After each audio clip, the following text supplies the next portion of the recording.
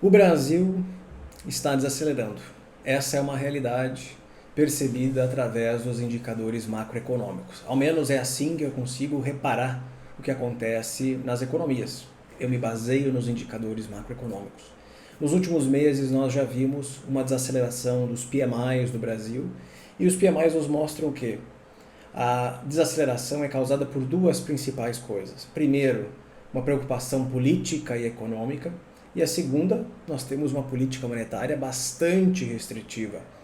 A taxa de juros de 13,75 eventualmente vai cobrar o seu preço, através de uma atividade mais fraca, naturalmente uma taxa de desemprego um pouco mais alta, e isso traz a inflação para um nível controlado de acordo com o Banco Central. Infelizmente, mesmo com uma taxa de juros de 13,75, as expectativas de inflação, segundo o Boletim Focus, estão piorando. A inflação no Brasil está desancorando, ao menos as expectativas estão desancorando. E isso é uma notícia muito ruim. Antes de falar de Brasil, eu quero apresentar para vocês o calendário macroeconômico dessa semana, que promete ser muito interessante. Então, nesse vídeo nós falaremos sobre dois assuntos, o calendário macro e depois falar sobre o Brasil. Para quem não me conhece, meu nome é Igor Mundstock, eu sou economista, consultor de investimentos. Se vocês gostam desse conteúdo, por favor, deixe o seu like, me ajuda bastante, inscreva-se no canal, compartilhe esse vídeo com seus amigos e vamos aos fatos. Essa segunda-feira já começou um pouco nervosa para os mercados. Nós temos aí bolsas no mundo caindo, especialmente aí nos Estados Unidos, algumas na Europa e algumas na Ásia também, porque foi divulgada a inflação da Espanha de janeiro e ela veio acima do esperado.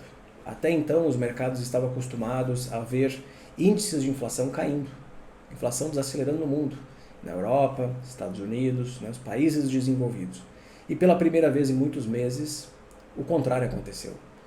Isso deixa o mercado um pouco receoso porque se espera uma inflação mais branda nos Estados Unidos. Mas se isso não acontecer, recentemente eu comentei com vocês que commodities se recuperando, cobre, petróleo, gasolina, isso é inflacionário. Soma-se a isso um desemprego muito baixo nos Estados Unidos, um dólar cada vez mais fraco, são fatores inflacionários para a economia americana. Enfim, vamos falar sobre a agenda macro porque ela está recheada. Acredito que os próximos dias serão bem interessantes de mercado. Infelizmente, eu acho que esse excesso de indicadores, eles podem atrapalhar um pouco o mercado, os investidores, porque é muita coisa para se analisar. E não tem pior coisa do que indicadores contrários, indicadores confusos, indicadores bons, indicadores ruins, o mercado não sabe exatamente o que fazer. Por enquanto, nada de muito contrário foi divulgado.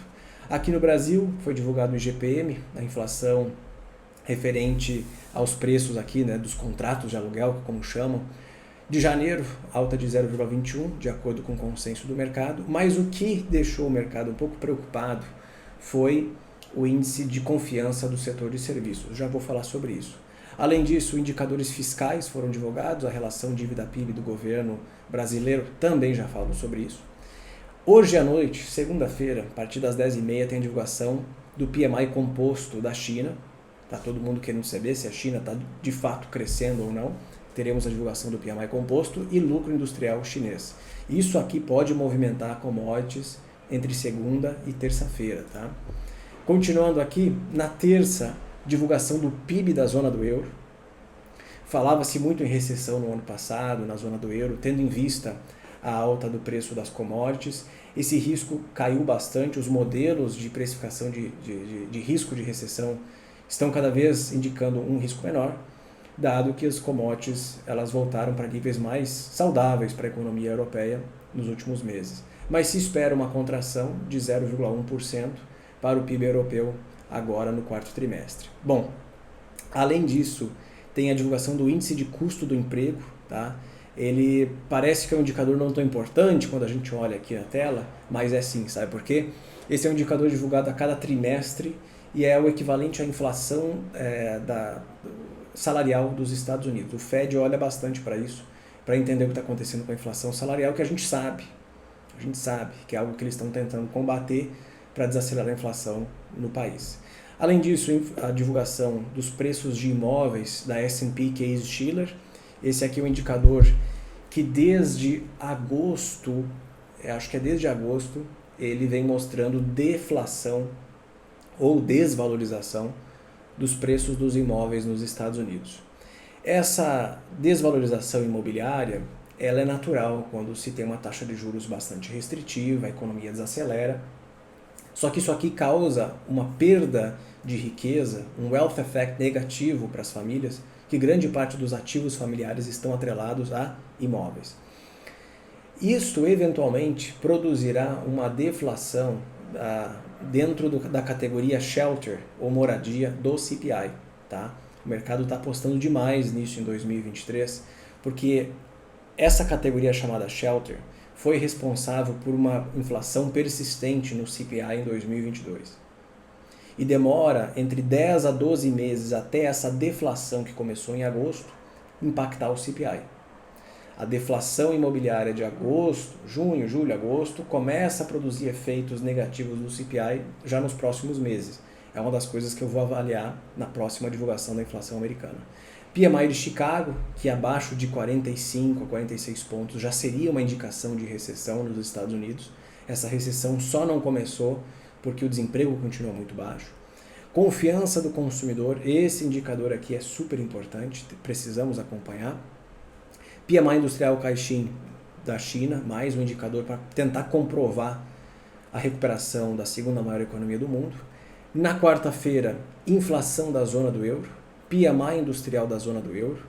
Aí temos a variação de empregos ADP dos Estados Unidos, é um indicador do mercado de trabalho, o PPI do Brasil, PMI industrial norte-americano. Esse aqui é o principal de todos, é o PMI industrial ISM, ele é mais importante do que esse de cima aqui.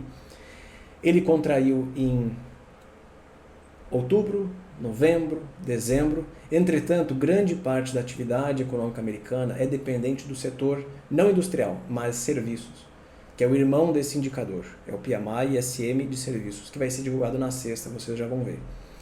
Oferta de emprego JOLTS, esse aqui é um indicador referente à demanda por mão de obra nos Estados Unidos. Hoje, acima de 10 milhões de vagas de emprego disponíveis, para apenas 5 ou 6 milhões de desempregados. É isso que está fazendo esse desequilíbrio no mercado de trabalho estar presente. É o que está gerando a inflação salarial, que vem se acomodando nos últimos meses. Fica difícil para o mercado saber se isso vai piorar daqui para frente ou não, mas lembrem-se que existe uma correlação inversa entre a taxa de desemprego e a inflação nos Estados Unidos, a famosa curva de Phillips. Quanto menor o desemprego, maior tende a ser a inflação, tendo em vista a valorização dos salários. Esse indicador é muito importante, né? Se vocês analisarem, olha a quantidade de indicadores importantes que eu fico repetindo aqui, são mais de 40, tá? Declaração do FONC, vocês sabem que eu faço a tradução simultânea deste evento. A gente acompanha a divulgação da taxa de juros dos Estados Unidos, que o mercado precifica em alta de 25 basis points, e eu faço a tradução do Fed, né, no caso do pronunciamento do Powell, para nós estarmos por dentro do que é falado pelo principal banqueiro central do mundo. E à noite, após o fechamento do mercado brasileiro, a divulgação da taxa de juros do Brasil, que deve trazer um tom um pouco mais rock por parte do nosso Banco Central, já que as expectativas de inflação estão aumentando. Já vamos falar disso. Quinta-feira, decisão de política monetária do Banco Central Europeu. Então, em poucas horas aqui temos a divulgação de políticas monetárias de 3 bancos centrais. Pedidos iniciais por seguro-desemprego. A divulgação também do PMI do setor de serviços Caixin da China, mais um indicador chinês para tentar comprovar essa recuperação econômica que tanta gente fala sobre. E aí na sexta-feira, não parece que vai ser uma sexta-feira tranquilinha, tem muito indicador importante também. PMI composto S&P Global da zona do euro, o PPI da zona do euro, a produção industrial e os PMIs do Brasil, tá? E para os Estados Unidos tem payroll, também vou fazer o acompanhamento aqui da divulgação do payroll para vocês ao vivo no YouTube, taxa de desemprego, ganho salarial, taxa de participação da força de trabalho e o PMI SM não manufatura, que é o de serviços, que eu comentei mais cedo. Ele caiu, ele colapsou. Em dezembro ele colapsou, uma das maiores quedas históricas, que é compatível com 2008, que é compatível com 2020, que é uma queda para 49,6 pontos. Lembrando que mais de 80% da economia americana é dependente do setor de serviços. Quando esse setor desacelera, a economia como um todo, ela sente o baque.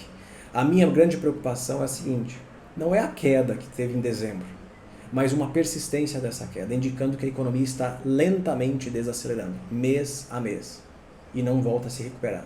Isso para mim seria bem problemático. Acredito que causaria um efeito bem negativo para os lucros, os earnings das empresas americanas no primeiro trimestre. Hoje nós estamos lendo os resultados do quarto tri, mas e o primeiro trimestre? Certo? Isso vai depender dos indicadores que serão divulgados essa semana. Bom, vamos falar sobre o Brasil então, porque aqui eu tenho notícias, a grande maioria são negativas para vocês, que mostram, que comprovam que a nossa economia está desacelerando.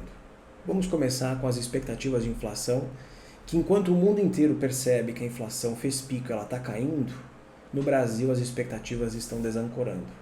Isso significa que as instituições que calculam a expectativa de inflação para o futuro nos mostram que existe um pessimismo quanto ao controle da inflação. Agora imagine o seguinte, nós já temos uma Selic de 13,75, a maior taxa de juro real do mundo, e o mercado ainda acredita que a inflação vai subir para os próximos meses. Isso é preocupante. Isso é preocupante. Para que nível a Selic precisa subir para essa inflação futura ser controlada? Por que esse tipo de fenômeno está acontecendo? A explicação envolve política. Infelizmente eu preciso falar sobre isso. Porque desde novembro, com o fim das eleições, o governo anunciou medidas que aumentam gastos, que aumentam o déficit e que ainda não colocam um pingo nos is em relação à arrecadação e o déficit previsto para 2023. Algumas medidas foram anunciadas, mas nenhuma delas resolve o problema. É o equivalente a tapar um buraco com areia. O mercado está começando a perceber que a inflação no Brasil pode aumentar em 2023, em 2024. Ao menos é isso que o Boletim Focus nos mostra. Só nessa semana, ele é divulgado toda segunda-feira, só essa semana, a expectativa de inflação para 2023 aumentou de 5,48% para 5,74%. É uma alta considerável. Olha ali nesse gráfico, vocês conseguem ver que teve um spike, né, uma alta grande para as expectativas de inflação. Esse é um sinal nítido, claro, de desancoragem das expectativas, porque a taxa de juros ela não está subindo, ela já está muito alta. O Banco Central já anunciou o fim do ciclo de alta da Selic. Estava todo mundo esperando o início do ciclo de cortes. Pelo visto, isso vai demorar bastante tempo para acontecer. Além disso, espera-se uma inflação mais alta para 2024, para 2026, e infelizmente isso é bastante negativo. O ideal seria ou o Banco Central sobe mais taxa de juros, ou o governo crie medidas que coloquem em dia a responsabilidade fiscal. Hoje de manhã foi divulgado o Índice de Confiança de Serviços da FGV. É um indicador muito importante porque mais de 60% da nossa economia depende do setor de serviços. Se o setor de serviços não está bem, a nossa economia não está bem.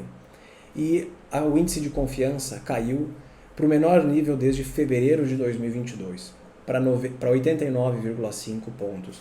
É possível perceber em 2022 uma melhora do índice de confiança de serviços até a metade do ano, atingindo o pico ali agosto, setembro e outubro, e desde as eleições ele volta a desacelerar.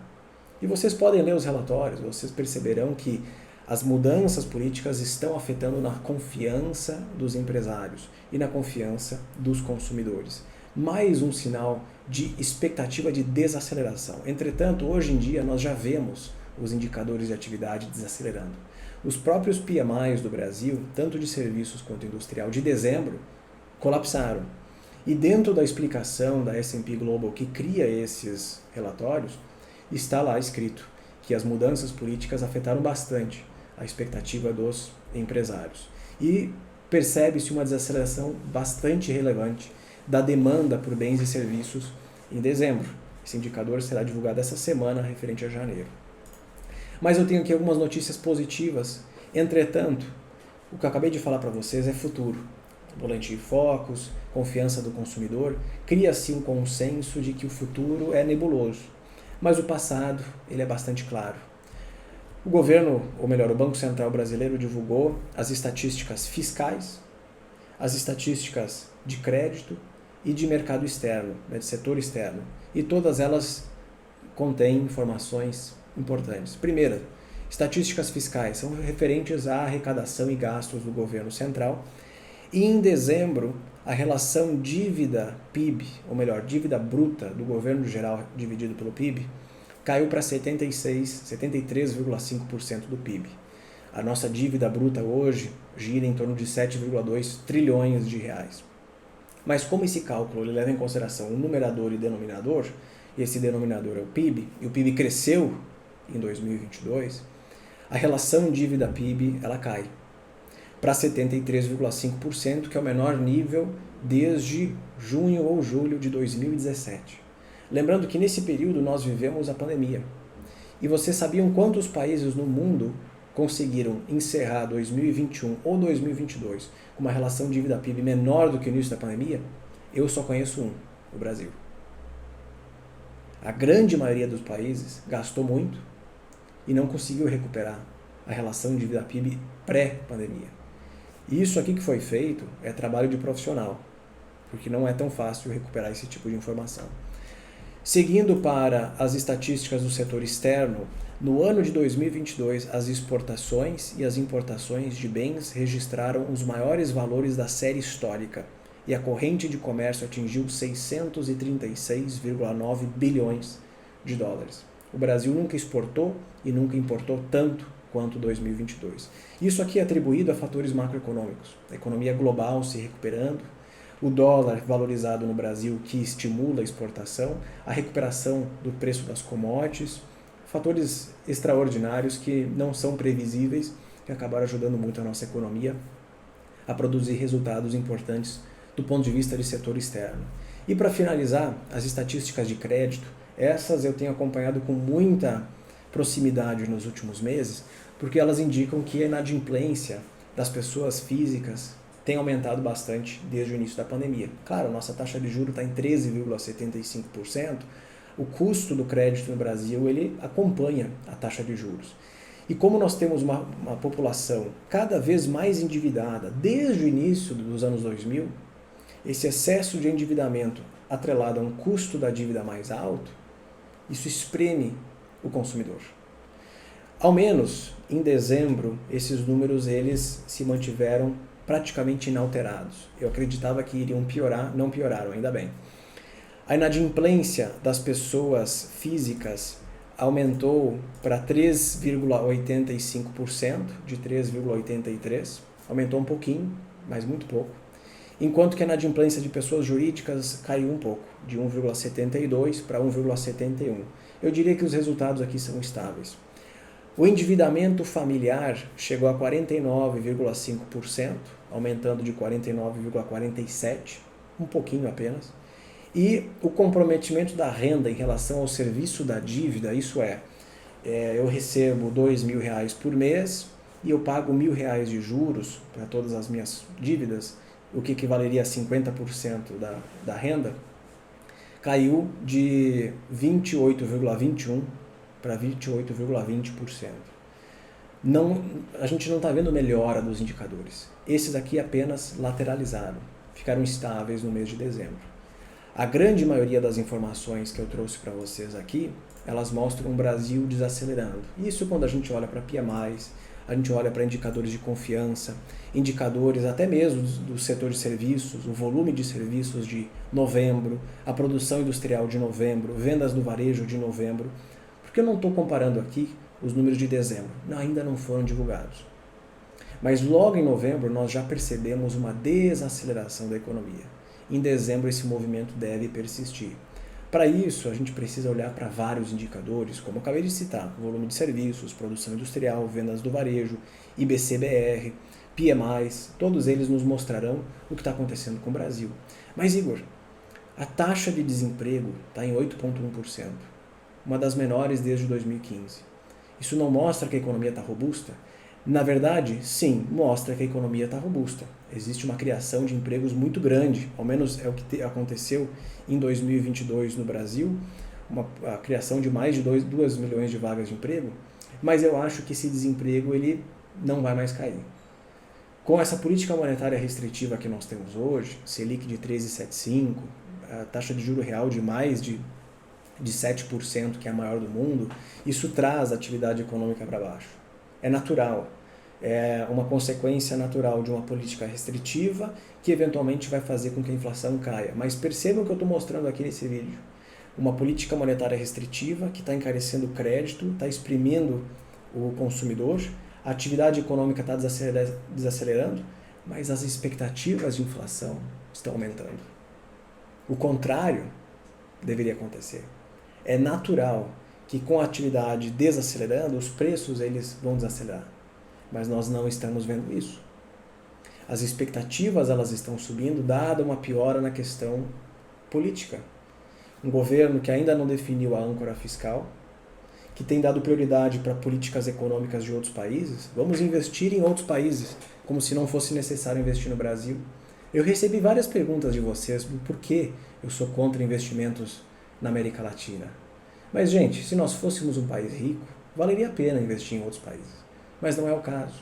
Inclusive, as medidas que estão sendo ventiladas por aí não trariam benefícios comerciais para o Brasil, a não ser emprestar dinheiro e receber os juros.